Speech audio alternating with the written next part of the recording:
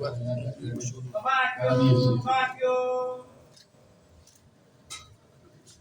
kí aláyélúwà kábíyèsí, mo kí gbogbo àwọn àìjì pátápátá látọ̀dọ̀ pẹ̀lú, mo kí kábíyèsí tí wọ́n wà ní ìjókòó, mo kí ẹ̀yin bàbá wa tó wà ní kálẹ̀, kí kábíyèsí mo count ara mi to be fortunate.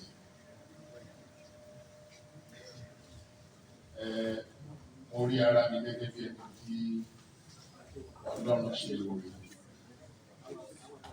Èkíní, èmi bí iye ọ̀tẹ́tẹ̀ mo rò pé mo ti súnmọ́ kábíyèsí aláyélúwà close to 18-20 years ago ni mo ti ń wá síbi.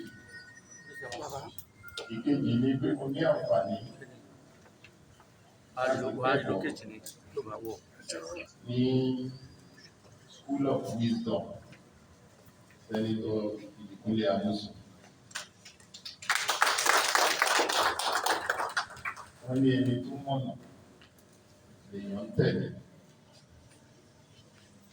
For close to 10 years, I have learned immensely from him.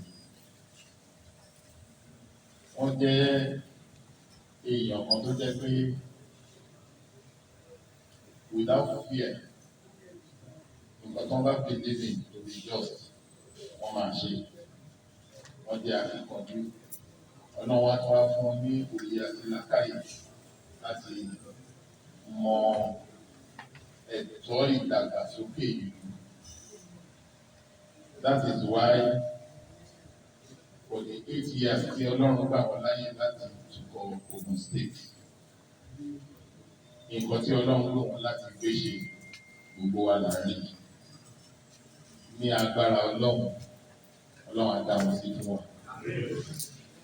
Ṣé rí governance,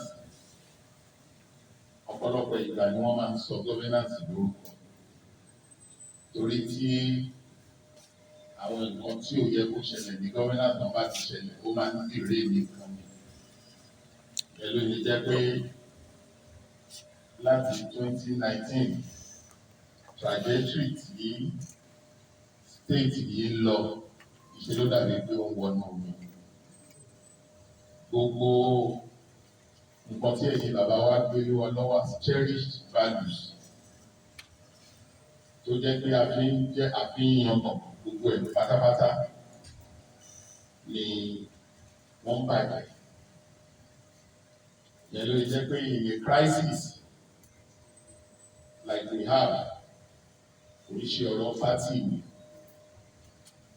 So nígbà tí Ọlọ́run lò wọ́n láti fa ọwọ́ mi sókè, because I must say this, without àwọn tí Ọlọ́run lò láti endorse effort mi yìí, èmi àti deputy ní orúkọ àlègbò fà rárá. Mo dúpẹ́ púpọ̀ lọ́wọ́ wọn. Crisis situation ló jẹ́ tí wọ́n intervene. Ó wá go beyond party.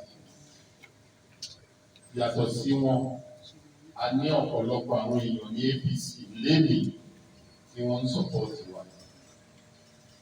So the support for APC and for myself and the deputy is across party lines. Nǹkan tó wà nílẹ̀ oríṣi ọ̀rọ̀ APC PDP, ọ̀rọ̀ ìdàgbàsókè Ogun State ni, because níbòmí, and this same state náà la máa fi lé àwọn ọmọ wa and the generation yet to come. Nígbà tí n bá wo ẹ̀yìn wò, tí mo ti wo nǹkan tí àwọn tí Ọlọ́run ní ọ̀dà fún Ogun State tí wọ́n ti gbé ṣe, nǹkan òwúrí ló máa ń jẹ́. I don't want to mention names and go that catalog. And ní agbára Ọlọ́run ìlú Ẹ̀gbá has always played a leading role and will continue to do because it is the fountain of development, not just in Ogun State, in Nigeria. Àfi ẹni tí ó bá ya òkè tí ó dẹ̀ fẹ́ gbọ́n ló máa rọ́ yẹn sẹ́yìn. Àti rí àpẹẹrẹ àwọn tí wọ́n fẹ́ gbọ́n tí wọ́n ń try láti yẹ ara wọn sọ́tọ̀ and to create another fountain of development yàtọ̀ sí nǹkan tí Ọlọ́run fi rẹ̀ tó ti fi díẹ̀ múlẹ̀. Kábíyèsí, èmi ni flag of campaign wàsá. Àdẹ̀wò wípé ọ̀dọ̀ yín gan-an ló tọ́ka ti wá láyé ọ̀dà. Not just as a revered leader, but as a father of the nation. Ìyẹn ni àṣewá. Ó dẹ̀ ń fi àsìkò yìí rọ gbogbo àwọn high chiefs ẹ̀dá pátápátá kí wọ́n jọ̀ọ́ kí wọ́n gbárùkù kan fi wọ́n gbé wa sókè.